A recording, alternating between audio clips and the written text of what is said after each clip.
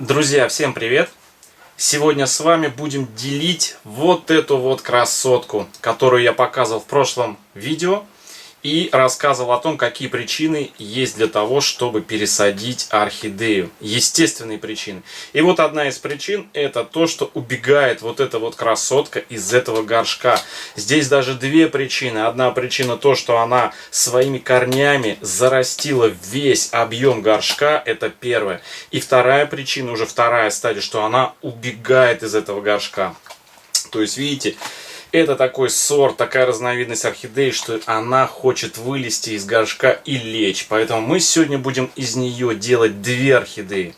Даже пересадку с делением. Мы отрежем вот здесь верх орхидеи, низ оставим в этом горшке, а верхушечку, вот эту вот ботву, мы с вами посадим. Ну что, давайте. Для всей этой процедуры, друзья, нам понадобится вот это вот уголь с корой.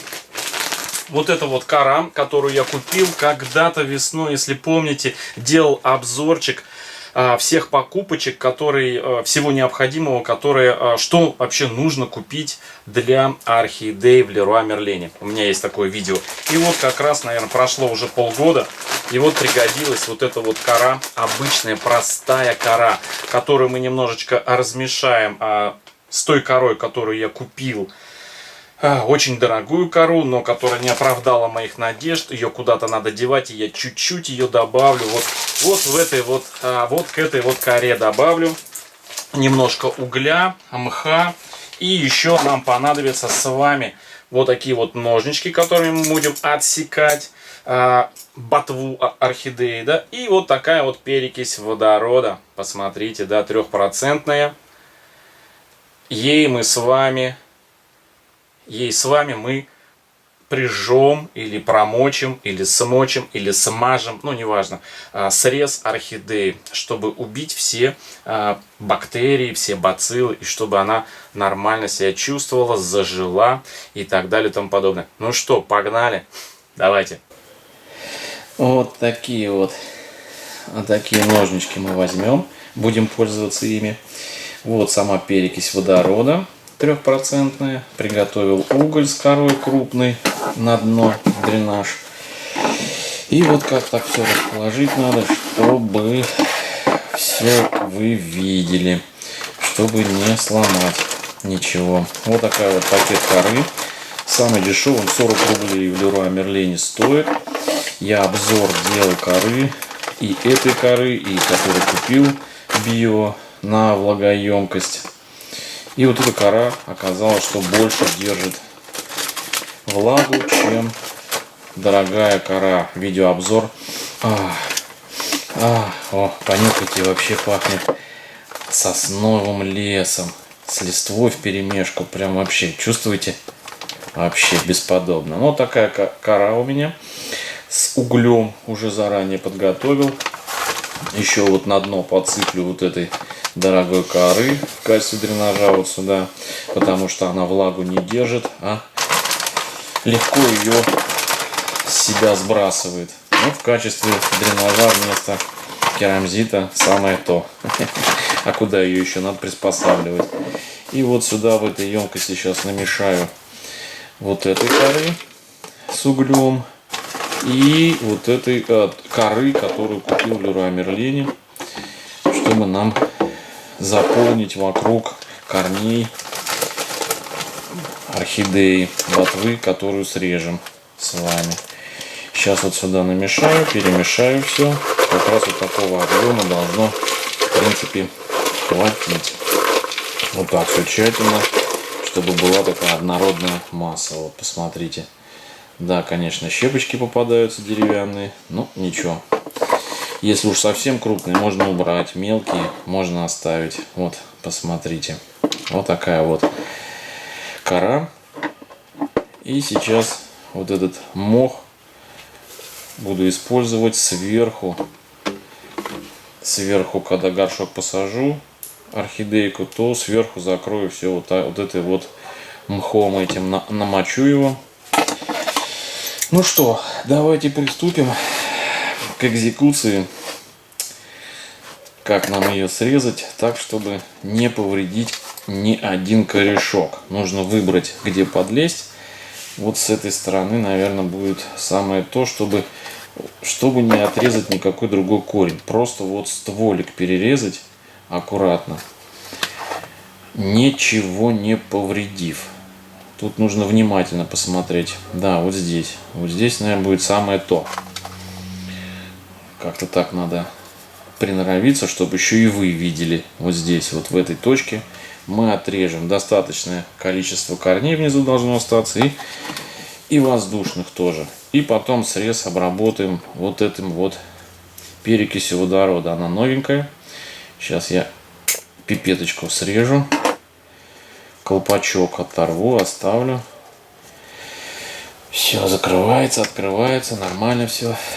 Вот. Ну что, ножницы можно смочить тоже перекисью, если они у вас грязные, откровенно грязные. Без фанатизма. А то, знаете, кто-то зеленкой, там еще чем-то, там спиртом обрабатывает. Не знаю, друзья. Орхидея растет в земле, точнее в грунте, на природе, в лесу, вокруг всякие бактерии летают. Дома тоже. Поэтому я не вижу смысла прям совсем с фанатизмом подходить. Еще и перчатки некоторые одевают. Ну давайте вот здесь вот сейчас перережем. Вот так вот аккуратненько. Вот так вот, как бы так, ничего лишнего не... Оп, а что такое? Опа, друзья, ножницам хана. Вот так. Нужно брать проверенные ножницы. Вот, видите, ручка отломилась. Ну, придется посерьезнее взять инструмент. Вот такие вот у меня есть. Мощные ножнички. Сейчас ими попробуем перерезать в том же месте. Прям кончики. Вот так вот. Вот так вот. Раз. Слыхали? Щелк. И все. Отсекло оно. А вот корни некоторые держат ее в земле. Это вот как раз к слову сказать о том, что сама орхидея убегала из горшка. А одна из подписчиц, посмотрите, сказала, что корни ищут влагу. Это вот как раз вопрос к тому, что когда орхидею эту я поил методом погружения, цветонос, кстати, надо отрезать, он уже ни к чему. Не буду ничем обрабатывать, так оставлю. И вот к вопросу о том, что когда я поил эту орхидею методом погружения, ей это не нравилось, она постоянно убегала из горшка. И 2 месяца, когда я сменил способ полива на донышке, вы все видели видео, по ссылке можете посмотреть, у этой орхидеи корни пошли вглубь горшка, то есть пошли к воде. И можно сказать, что да, в какой-то степени корни ищут влагу, на то они и корни. Помимо основной функции участвуют они в фотосинтезе. Вот так вот мы сейчас все извлечем. Посмотрите. И, кстати, оказывается, это вот новые воздушные корни. Такой клубок свили в горшке. А сами старые, посмотрите, совсем маленький пенечек со старыми корешками. Это корни, которые поливались методом погружения в течение нескольких лет. То есть, этой орхидее не нравился способ полива. Да, есть орхидеи со своим характером.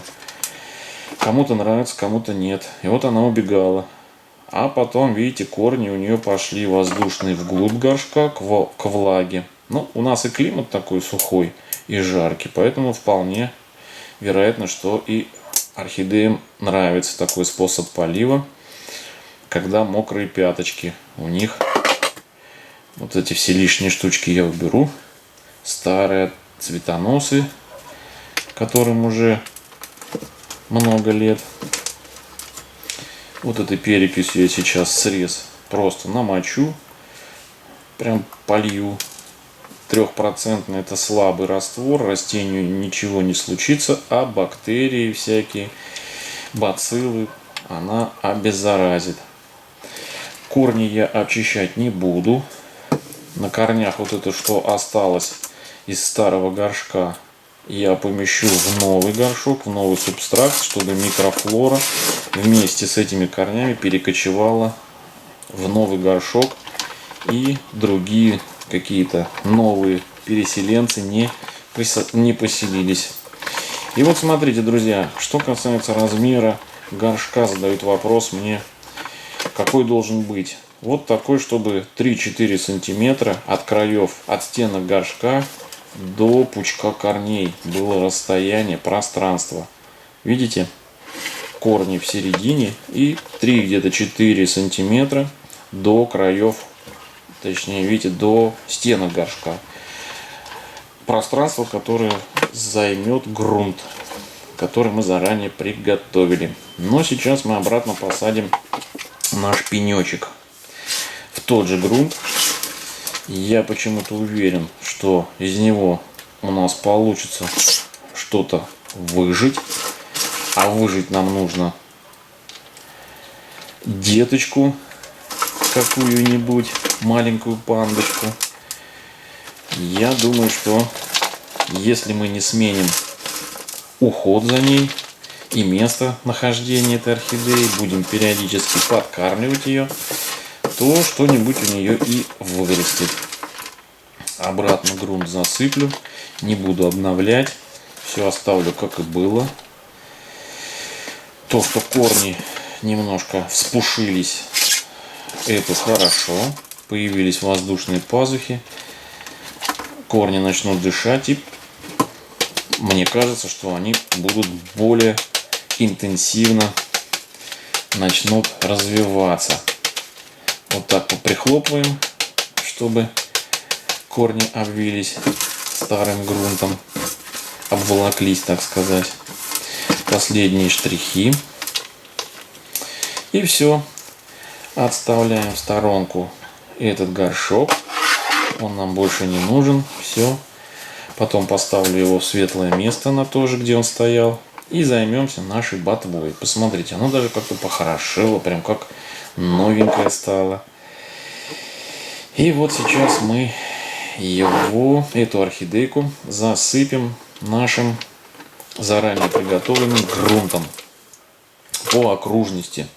Как раз вот это пространство, которое 3-4 сантиметра, мы заполним приготовленной смесью из разных фракций коры, угля, щепок каких-то из коры, купленной в Леруа Мерлене. Вот так вот все аккуратненько, чтобы орхидея корнями держалась за эти куски коры. Сейчас я поверну, чтобы вы лучше видели. Вот так вот ракурс будет поинтересней. Да. Вот везде, чтобы в пазухах не застревали никакие щепки. Надо за этим следить, не забывать. И вот так вот, не спеша, не торопясь, процедура занимает всего, я не знаю, там минут 10, максимум 15 по пересадке, посадке орхидеи. В принципе, то, что сейчас я делаю, ничем не отличается от обычной пересадки орхидеи, когда мы покупаем ее уценочку в магазине или просто обычную орхидею новую. И вот так вот просто вытаскиваем из горшка старого и в новую ее пересаживаем, отсекая гнилые испорченные корни. Вот все. Теперь возьмем мох. Вот он. Из Таиланда он мне пришел. Заказывал орхидейку. Они мне прислали орхидеи в этом мхе таиландском. Он очень интересный, этот мох. И я его смочу. Вот так вот. Не так долго будет. Возьмем лучше мы водой. Просто зальем его, чтобы он сразу намок и стал эластичным.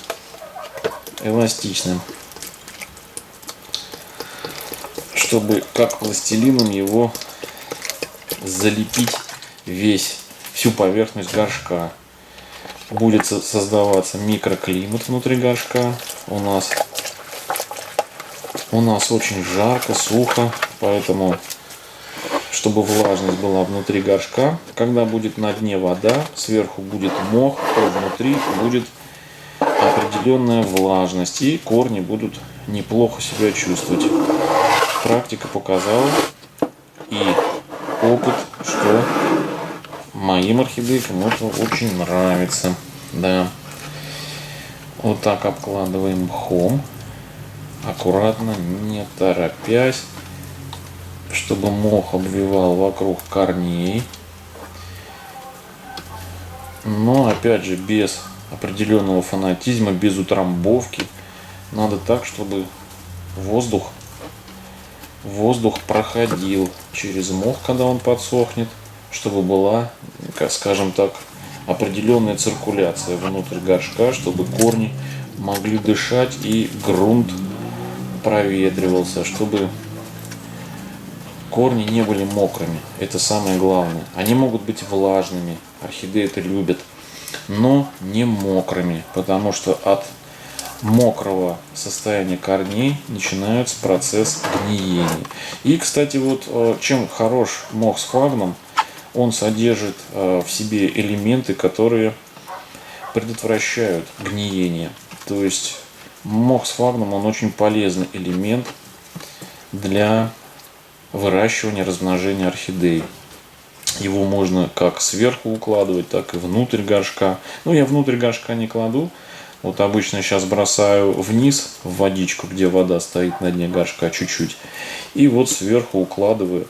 Но в основном сверху укладываю мох орхидеям, которые, скажем так, после реанимации, малышки. Или вот такие вот, как сейчас, обрезанные. Я не первый раз уже разделяю таким образом орхидеи путем отсечения верха от корней. И не было еще случая, чтобы у пенечков не выросли детки, а макушки отсеченные не прижились. Вот так вот все аккуратно. Мне даже прям вот очень нравится, как получается. Потому что, наверное, на камеру снимаю. Причем снимаю на камеру эту процедуру первый раз. И как будто уже делал это на камеру неоднократно. Вот так вот. Довольно надо выдуть воду, которая попала в пазухи, чтобы она не застаивалась. Ну, скажем так, у нас сухо она высохнет, но все равно я продуваю. Вытру сейчас. Вот так. Чтобы эстетично было для камеры. И вот так вот у нас получилось два горшка. Забодало. Как вам поставить, чтобы вам лучше было видно? Вот так вот. Смотрите, какая прелесть. Вот старую часть мы оставляем в горшке, а новенькая, посмотрите, какая красивая, остается у нас в новом горшке, который мы купили весной. Обзор, вы помните, делал на эти горшки. И вот внутри давайте посмотрим. Есть воздушные пазухи. Корни будут дышать. То есть они не будут мокрыми. Они будут дышать. Вот в этом горшке проветриваться, и никакого гниения не будет. Вот такая вот прелесть получилась. Мне очень самому нравится. Ну а старый горшок, вот такой пенечек, все оставлю как есть. Буду, как обычно, ухаживать за ним, поливать мокрыми пятками, опрыскивать, наверное, буду тоже. И посмотрим, что из этого получится. Ну вот, друзья, вот так просто, без фанатизма, мы с вами разделили нашу орхидейку пополам. Пенечек оставили в старом горшке. Получился такой небольшой форс-мажор, вы сами все видели. А верхушку, ботву орхидеечки, мы ее омолодили, обновили. Посмотрите, какая красота получилась. И ставьте лайк этому видео. Мы вместе с вами будем наблюдать за дальнейшей ее судьбой, как она себя будет чувствовать, я буду вас информировать. А все, кто впервые на моем канале, подписывайтесь, и вы будете первыми узнавать все новости моего орхидейного садика. Всем, друзья, пока-пока. Всем добра. До встречи в следующем видео.